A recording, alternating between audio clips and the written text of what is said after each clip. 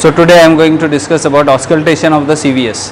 Now in auscultation of the CVS, we have seen already inspection, palpation, percussion in the CVS. Now today we will discuss about auscultation. So before auscultation, what we have to discuss is cardiac cycle. सब लोग पढ़ के आए? Cardiac cycle मैं बताता हूँ in short. Cardiac cycle begins with ventricular systole. There are two events. एक ventricular event and atrial event. First atria contracts that lasts for 0.1 second. उसके बाद atrial blood that enters in the ventricles and atrial goes in the diastole. Then ventricular systole begins. Ventricular systole lasts for 0.3 seconds. Next slide. Ventricular systole lasts for 0.3 seconds. Okay. So before the ventricular systole, which wall is closed? Atrioventricular wall is closed. Before ventricular systole or at the beginning of the ventricular systole, atrioventricular wall is closed. That gives rise to a sound that is called as first heart sound. After that, it takes a little time for opening of semilunar wall, and that period is called as isometric contraction period, where actual shortening of muscle will not take place, but the tension is developed in the muscles. Okay. And after that, the semilunar wall is open. Ventricles are contracting. Semilunar wall is open. Semilunar wall is present in between the left ventricle and aorta, right ventricle and pulmonary artery. Okay. Now the blood is ejected from the ventricles into the aorta and the pulmonary artery. Okay, because the volume is high, because the pressure is high. So at first there is a maximum ejection period. The blood is ejected with force, so it is called as maximum ejection period. After that, the force is reduced, so it is called as reduced ejection period. Here the ventricular systole ends, but before the closure of semilunar wall, it takes a little time. After ventricular systole is over, it takes a little time. That period is called as protodiastolic period. Protodiastolic period, where the semilunar wall is closed. After protodiastolic period, semilunar wall is closed. During protodiastolic period, blood backflows into the ventricle, so it takes a time for semilunar wall to close. Okay. After that, it further takes a time for opening of atrioventricular wall. Okay. And that period is called as isometric relaxation period, which lasts for 0.08 second. And after that, this atrioventricular wall opens. अब ये atria है, नीचे ventricle है. Okay. This atrioventricular wall is between the atrioventricular wall open हो गया, तो अभी इस पे जो blood है, I mean it is in the atria, the blood will gush into ventricles because of gravity. There is no contraction because ventricles are not in a systole, ventricles are in a diastole, atrias are in a diastole, but because of gravity, atria consist of more blood. When this atrioventricular wall is open, and because of opening of atrioventricular wall, because of gravity, the blood gushed into the ventricles from atria. At first, the flow is very rapid, and hence it is called as first rapid filling phase. When the semilunar wall is closed, that gives rise to a sound that is called as second heart sound. And when first rapid filling phase takes place, that causes turbulence, and that gives rise to third heart sound. And third heart sound and fourth heart sound are not audible clinically. ये clinically सुनाई नहीं देते हैं. But in young age, third heart sound can be heard up to the age of 30. But fourth heart sound, if it is heard, then it is definitely abnormal sound. Okay. So अभी उसके बाद क्या होता है? First rapid filling phase के बाद pressure कम हो जाता है एट्रियाज में, वॉल्यूम कम हो गया तो प्रेशर कम हो गया, तो स्लो हो गया, फ्लो स्लो हो गया, and then the blood whatever is present in the atria slowly gush into the ventricles. That is called as phase of diastasis. After the phase of diastasis is over, then the ventricular diastole coincides with the atrial systole.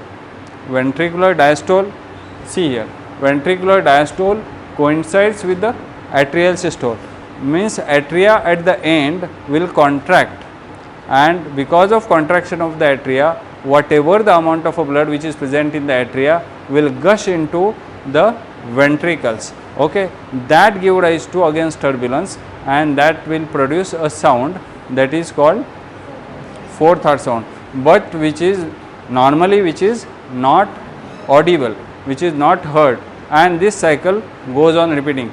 This is about cardiac cycle. अभी मैं तुमको ये समझाता हूँ कि heart sound हम कैसा depict करते हैं, कैसा लिखते हैं, कैसा बताते हैं. Picturise.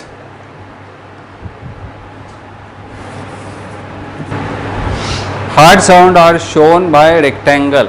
First we will see what are normal heart sounds. Okay, normal heart sounds are two. One is first heart sound and second heart sound.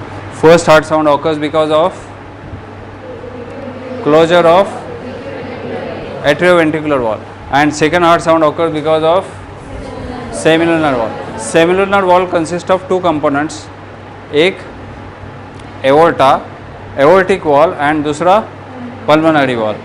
और फर्स्ट हार्ट साउंड में भी दो कंपोनेंट है, एक माइट्रल वॉल, दूसरा tricuspid wall. अब यहाँ पे इसलिए यहाँ पे A2 एंड P2 बताया है. Okay, A2 means closure of aortic wall, P2 means closure of pulmonary wall. Now see, the period between these heart sounds are shown by rectangle. So it indicates that the first heart sound is a low pitch sound, second heart sound is a high pitch sound. Okay, so first heart sound duration wise अगर देखेंगे तो इसको भी ज़रा बड़ा बताया है ना. First heart sound is a low pitch sound, second heart sound high pitch sound. अब इसका ड्यूरेशन भी देखो मैंने वैसे ही बनाया है, इसका ड्यूरेशन ज़्यादा है. First heart sound has a more duration, okay 0.17 seconds, और second heart sound has 0.14 seconds. वो सेकेंड्स अभी इंपॉर्टेंट नहीं है तुम्हारे लिए, वो फिजियोलॉजी में थे इंपॉर्टेंट. अभी के लिए इम्पोर्टेंट तुमको ये चाहिए कि क्लिनिकल सिस्टोल क्या है, क्लिनिकल डायस्टोल क्या है. Clinical systole means from first heart sound to the second heart sound is called as clinical systole, and from second heart sound to the first heart sound is called as clinical diastole. From first heart sound to the second heart sound is called as clinical systole. From second heart sound to the first heart sound is called as clinical diastole. It's all right. Next slide.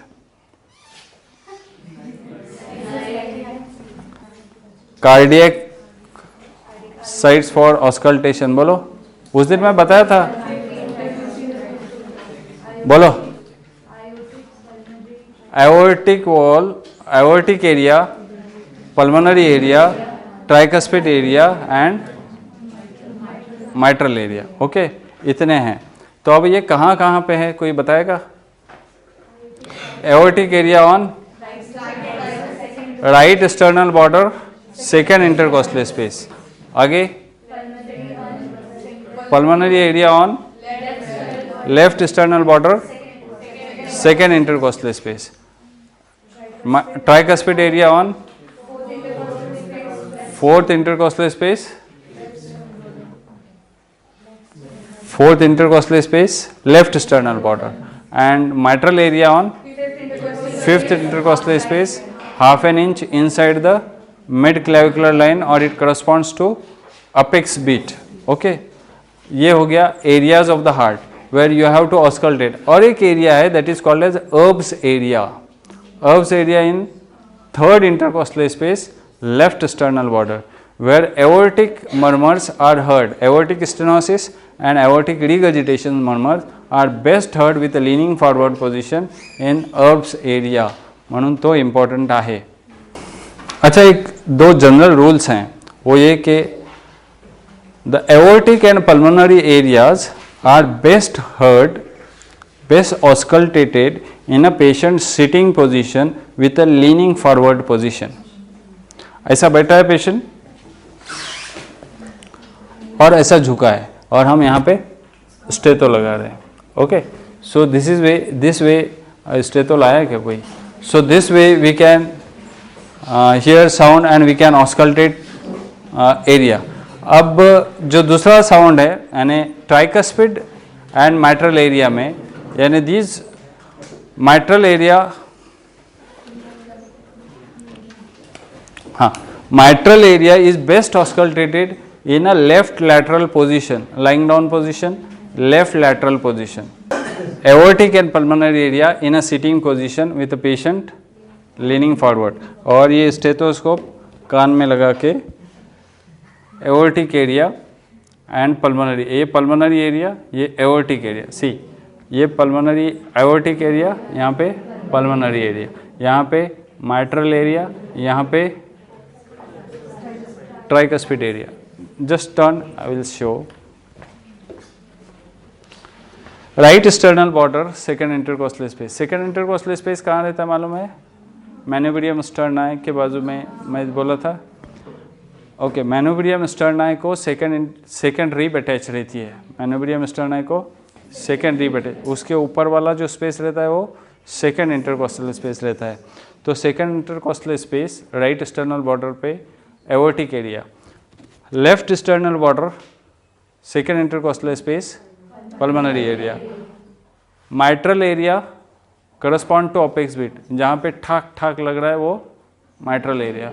और left sternal border fourth intercostal space ये tricuspid area है. Okay, और Erb's area थोड़ा सा इसके ऊपर है, थोड़ा एक इंटरकॉस्टल स्पेस ऊपर. Got it? Okay, now so aortic and pulmonary area is best heard with patient leaning forward and sitting position. Tricuspid area is best heard in supine position and mitral area is best heard in left lateral position. Left, सो जा, बताता हूँ left lateral position क्या होती है. Patient ऐसा सोया है, अपन उसके right side में खड़े रहते हैं.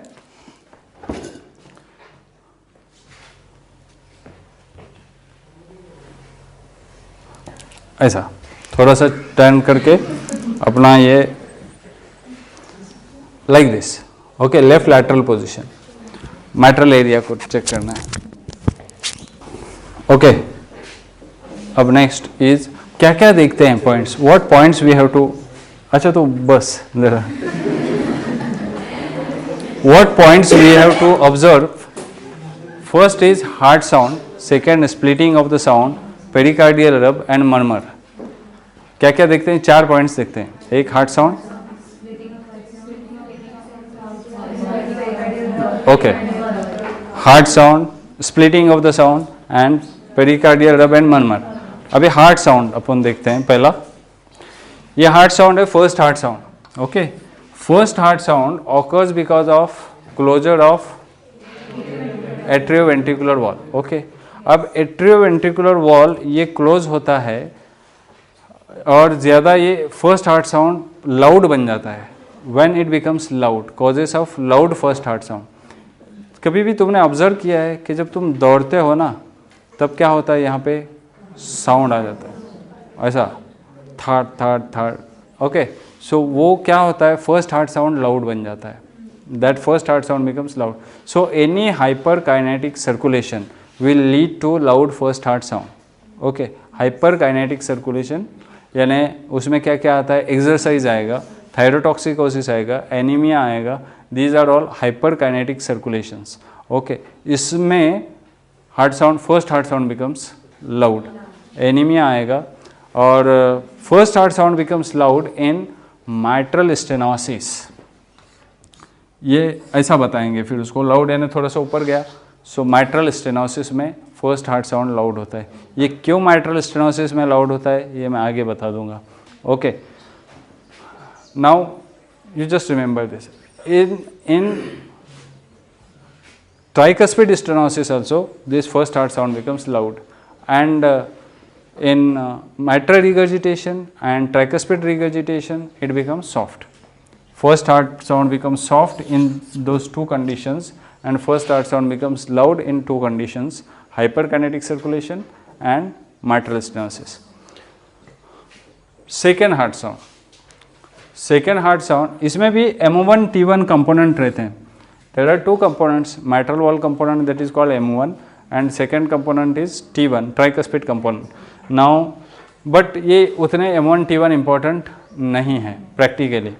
तो आगे जाते हैं. सेकेंड हार्ट साउंड के दो कंपोनेंट है which are more important, A2 and P2, aortic valve and pulmonary valve. ये एओर्टिक एंड पल्मोनरी वॉल कहाँ पे रहते हैं? At the base of the heart. Base कहाँ पे रहता है? हार्ट में बेस उल्टा रहता है, बेस ऊपर और अपेक्स नीचे रहता है. Okay, so base of the heart यानी यहाँ पे. तो साउंड जो एओर्टिक साउंड है वो कहाँ पे आएगा? A2 component is best heard in aortic area. Pulmonary area में पल्मोनरी कंपोनेंट सुनाई देगा. सो एओर्टिक एरिया में अगर साउंड ज़्यादा ज़ोर से आ रहा है सेकेंड हार्ट साउंड, तो इसका मतलब ये होता है कि patient is suffering from hyper tension. क्योंकि हाइपर टेंशन में क्या होता है? पेरिफेरल रेजिस्टेंस बढ़ जाता है, तो उसको अगेंस्ट काम करना पड़ता है, तो उसकी वजह से साउंड बढ़ जाता है. और वैसे ही पल्मोनरी हाइपरटेंशन में P2 बढ़ेगा, सिस्टेमिक हाइपरटेंशन में A2 बढ़ेगा, पल्मोनरी हाइपरटेंशन में P2 बढ़ेगा. और दोनों के रिगर्जिटेशन में एओर्टिक स्टेनोसिस में सॉफ्ट हो जाएगा, पल्मोनरी स्टेनोसिस में भी सॉफ्ट होता है. स्टेनोसिस में सॉफ्ट इसलिए होता है कि वो प्रॉपरली क्लोज नहीं होता, क्योंकि ऑलरेडी वो क्लोज होने को ही आया रहता है. ओके, नाउ इसमें स्प्लिट होता है, वो बहुत इंपॉर्टेंट है स्प्लिट. अब ये स्प्लिट क्या होता है? A2 and P2 during inspiration, and ये स्प्लिट एकदम दिखाई देती है यानी सुनाई देती है. Now during inspiration what happens? There is negative in thoracic pressure, it becomes more negative, and because of more negative there is central pulling of a blood. Blood pull होता है right side of the heart में. ओके, अब right side of the heart में blood pull हो गया. ये है heart. During inspiration blood is pulled और sucked in the right side of the heart. Okay, right atrium right ventricle में आ गया, यानी blood is more in the right atrium and right ventricle.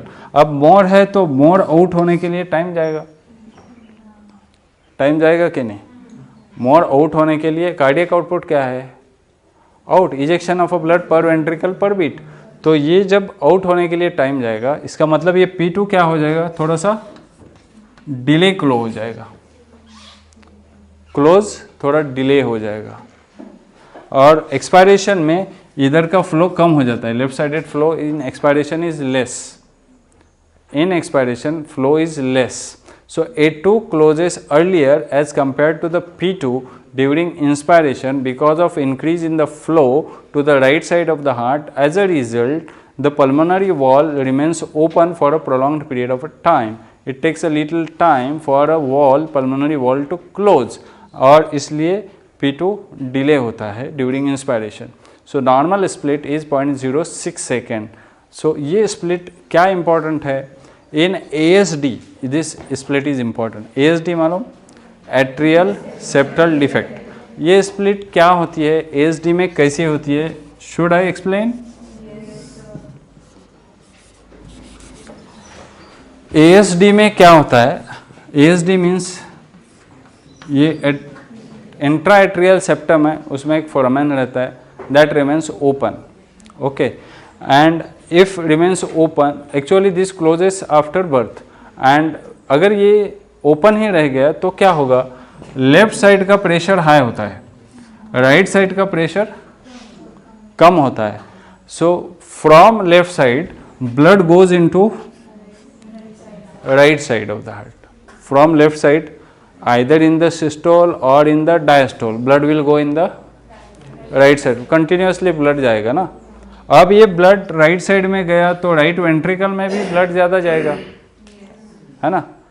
तो जो अपन ने अभी फार्मूला बोला था क्या कि whenever the blood flow to the right side of the heart increases during inspiration, the pulmonary wall remains open for prolonged period of time. वैसा ही ASD में ये फिक्स्ड स्प्लिट बन जाता है क्योंकि उसको बहुत टाइम जाता है क्लोज होने के लिए. Pulmonary wall takes a more time for closure, and because of that the A2-P2 split becomes wide and fixed. A2-P2 becomes wide and fixed. in ASD. अब ASD में कुछ बुक्स में दिया है कि मरमर रहता है, हो सकता है मरमर, और मोस्ट ऑफ द टाइम मरमर नहीं भी रह सकता है। वो क्यों मरमर नहीं रह सकता है मैं बताता हूँ। क्योंकि pressure in the left atrium is 8 and pressure in the right atrium is also 8. Pressure in the left atrium is 8, right atrium is also 8. तो ज़्यादा टर्बुलेंट फ्लो हो सकता है क्या वहाँ पे? नहीं होगा। टर्बुलेंट फ्लो की वजह से मरमर आता है। तो ASD का डायग्नोसिस सिर्फ स्प्लिट पे होता है। Clinically ASD is diagnosed not on murmur but on split. और अगर वैसे देखेंगे कि कभी अगर इसका प्रेशर बढ़ा हुआ मिला तो ये सिस्टोल में भी जाएगा और डायस्टोल में भी जाएगा। तो इसका मरमर कहाँ पे मिलेगा? सिस्टोल में भी मिलेगा और डायस्टोल में भी मिलेगा। Got it? S3 साउंड है ना, S3 साउंड इज एबनॉर्मल। एक तो this S3 sound is normal in up to the age of 30, and if it occurs after that then it is abnormal, it is considered abnormal. So this S3 sound especially occurs in acute left ventricular failure. Acute left ventricular failure में ये होता है। और S4 sound ये भी abnormal है, ये always abnormal रहता है। Especially this occurs in HOCM and occurs in LVH, left ventricular hypertrophy because of hypertension. Okay, ये दो causes हैं S4 के। एक कॉज है S3 का, that is called as S3 gallop, because of galloping of the horse, because like it is the galloping of the horse. अच्छा, next pericardial rub. Pericardial rub occurs because of inflammation of the pericardium. अब ये inflammation parietal pericardium और visceral pericardium, these are two pericardium. Okay, when they are inflamed, okay, तो क्या होता है? Sliding over each other that give rise to a sound that is called as pericardial rub. अभी अगर सबके पास stethoscope है तो मैं पेरिकार्डियल रब आपको बता सकता हूँ कैसे है क्या? जिनके पास स्टेथोस्कोप है उन्होंने कान में लगाओ स्टेथोस्कोप, है क्या? Stethoscope, you take stethoscope, put it in the ear, put it in earpiece and take it towards your hairs, and just squeeze your hairs, and what type of a sound you hear, that is pericardial rub. or otherwise दूसरा ऐसे होता है कि put this stethoscope over your apron and just slide over these, and what type of a sound you will hear, that is either pericardial rub or pleural rub, same type of a sound you will hear. But only the difference between pericardial rub and pleural rub is depend upon inspiration. When the person inspire, there is a more sliding parietal pleura over the visceral pleura, and because of that the sound occurs. But this is pericardial rub is independent upon the respiration. Respiration का उधर कुछ सवाल नहीं आता है. Both are scratchy sound. Both sounds are scratchy sound. One sound is dependent upon respiration, another, that is pericardial rub, is not dependent upon respiration. Second difference is कि pericardial rub is best heard with a leaning forward sitting position with more compression of the diaphragm, more compression of the diaphragm over the chest, especially in the third and fourth intercostal space over the precordium. It is best heard over the precordium. Precordium मैंने जहाँ पे heart रहता है उस area को कहते हैं प्रीकॉर्डियम.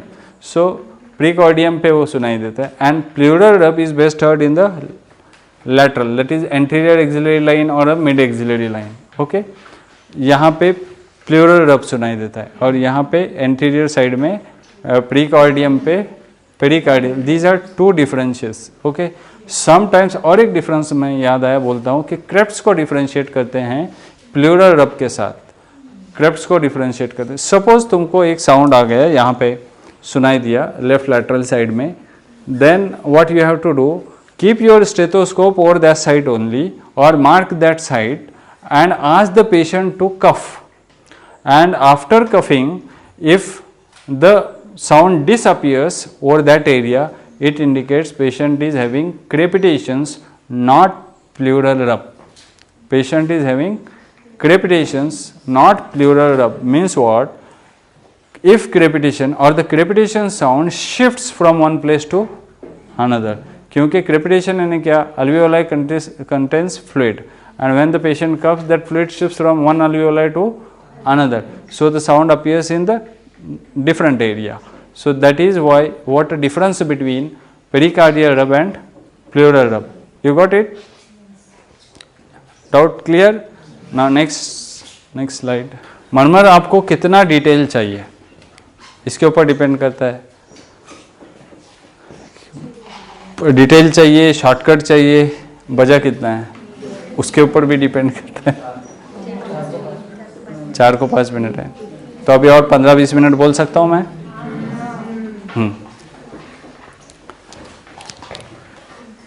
तो देखो murmur means what?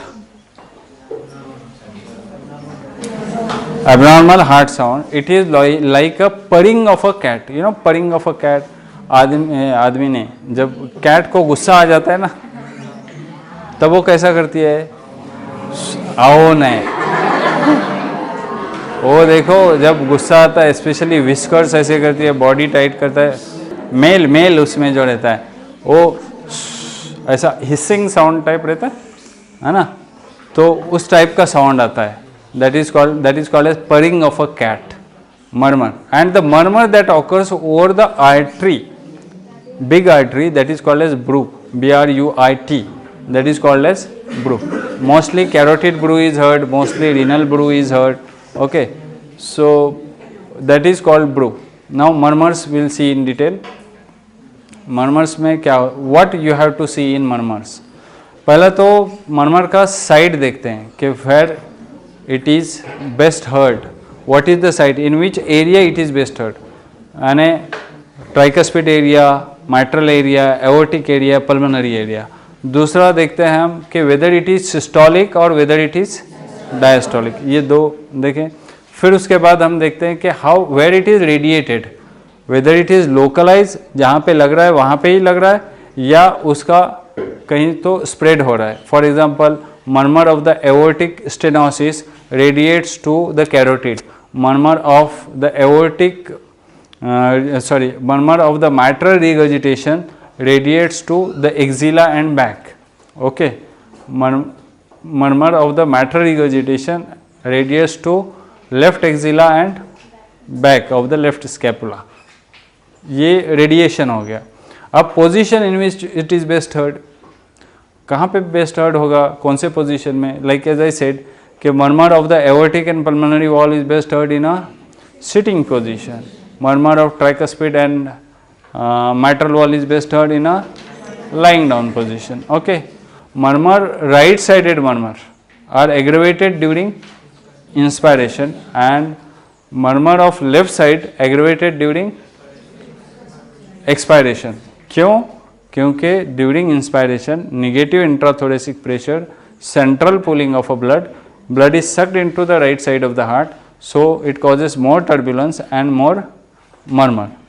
Murmur is depend upon either narrowing of the wall or turbulence of the flow, or incompetent wall that is give rise to turbulence. Okay, ये तीन causes हैं murmur के. नाउ इफेक्ट ऑफ एक्सरसाइज क्या होता है, effect of posture क्या होता है, इफेक्ट ऑफ वल्सलवाद मैन्यूअर क्या होता है, ये सब हम देखेंगे आगे. Now what will see one by one murmur of mitral stenosis. सिर्फ हम 4 मर्मर ले लेंगे जो बहुत इंपॉर्टेंट हैं. वो मर्मर एक्चुअली अभी क्लिनिकली कोई मर्मर इंपॉर्टेंट नहीं है क्योंकि अभी इकोकार्डियोग्राफी आ गया, तो अभी ये मर्मर को कुछ वैल्यू नहीं रहा. सिर्फ वो इको पे देखते हैं कि ये मर्मर है, खलास उस पे ही सब चलता है.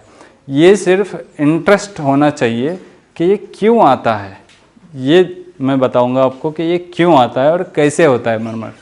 सिर्फ ये जानना ज़रूरी है if you have interest, because you have to appear for exam also. तो एग्ज़ाम में भी पूछ सकता है और you can write and you can understand. Knowledge कभी वेस्ट नहीं जाता है. ओके, अभी हम पहला देखते हैं murmur of mitral stenosis, which is commonest murmur.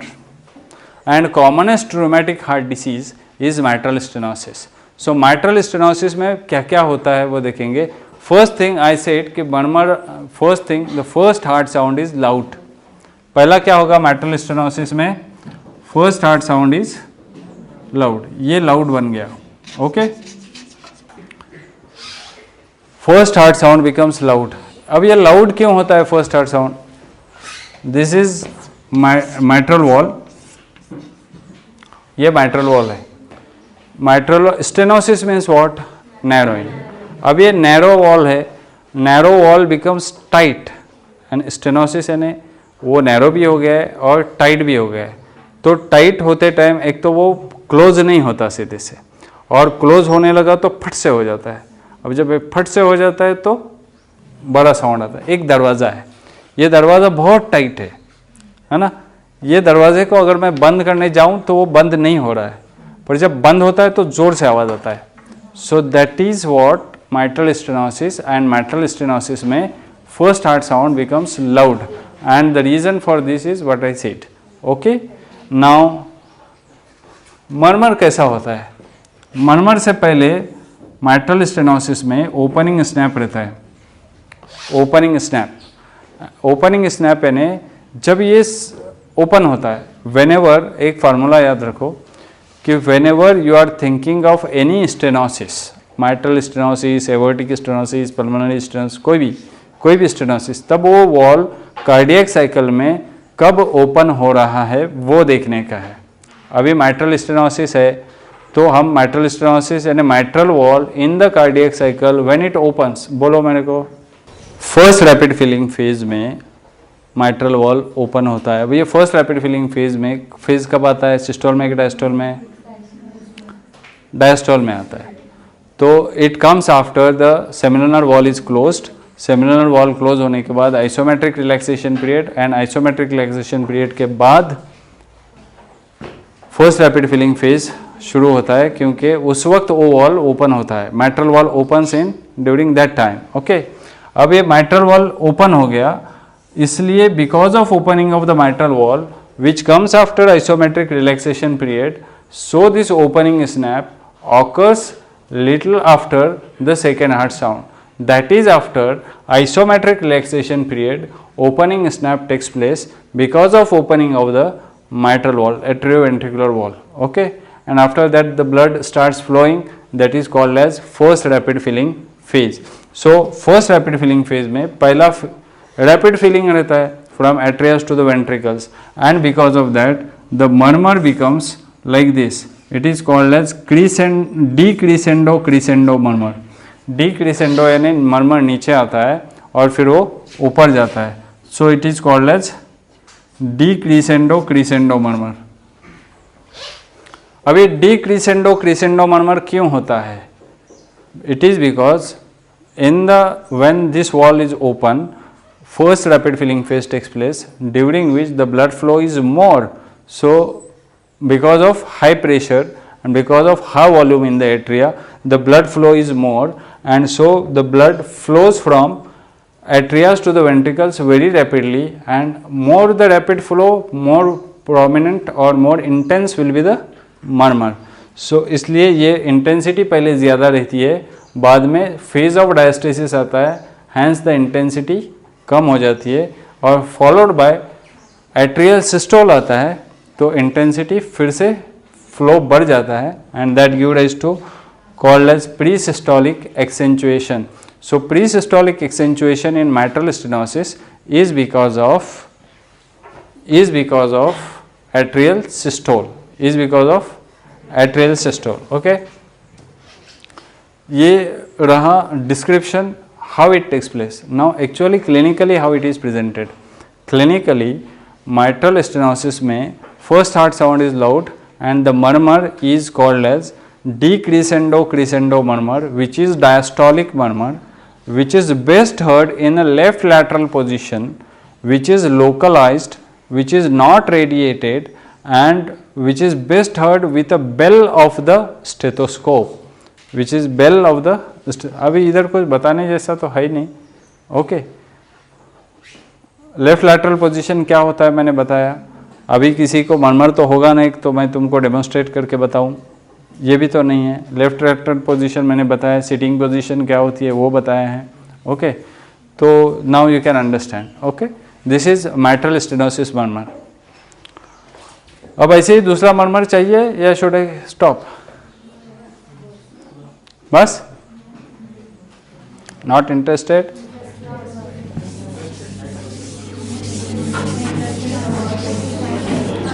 अच्छा, और एक मरमर बताता हूँ और फिर बस करते हैं। एक सिस्टोलिक मरमर बताता हूँ, ये डायस्टोलिक बताया, जो मोर कॉमन है वो बताता हूँ। अच्छा, एओर्टिक स्टेनोसिस, तो एक रिगर्जिटेशन वाला बताऊँ, क्या बताऊँ, कौन सा बताऊँ? सिस्टोल वाला, सिस्टोल वाला पर रिगर्जिटेशन वाला बताता हूँ। सिस्टोल में रिगर्जिटेशन। अभी एक है mitral regurgitation, you can say mitral regurgitation. So whenever we say any regurgitation, that time we have to find out in the cardiac cycle when this wall is closed in the cardiac cycle. So mitral wall कब close होता है cardiac cycle में? Systole में कि diastole में? Systole में close होता है, सिस्टोल में। At the beginning of the ventricular systole atrioventricular wall closes. Okay,